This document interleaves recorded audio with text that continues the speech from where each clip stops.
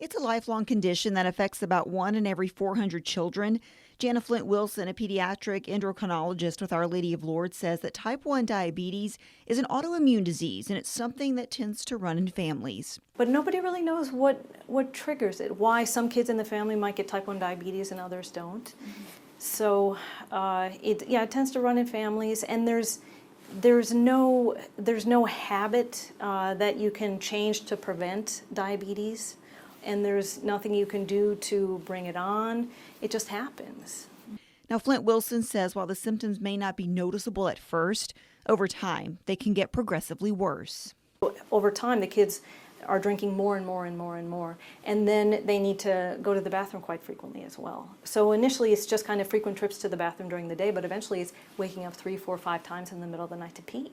It's very noticeable and very uncomfortable.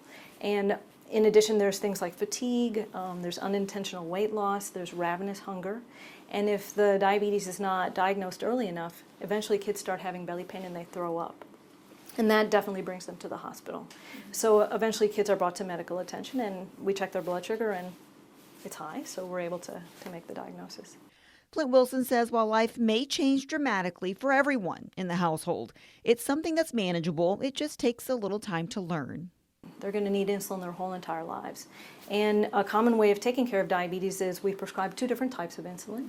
A long-acting type that works when the kids are not eating, and then there's a short-acting type of insulin that helps bring the mealtime blood sugars kind of back into the target range.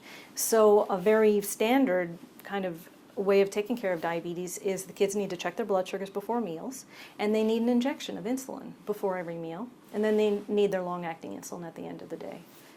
There's also, people use insulin pumps to take care of the diabetes, and that's, you have a little device where you fill it up with insulin, and you use a little needle to insert it's called the insertion set, just underneath the skin, and that pump is pumping insulin into their body 24 hours a day. Flint-Wilson says while type 1 is most common in children, it's also not uncommon to see it in adults. Even adults can get type 1 diabetes. Probably the most common time is during school age.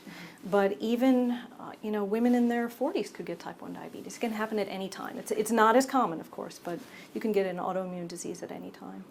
For Acadiana's News Channel, I'm Katie Lopez.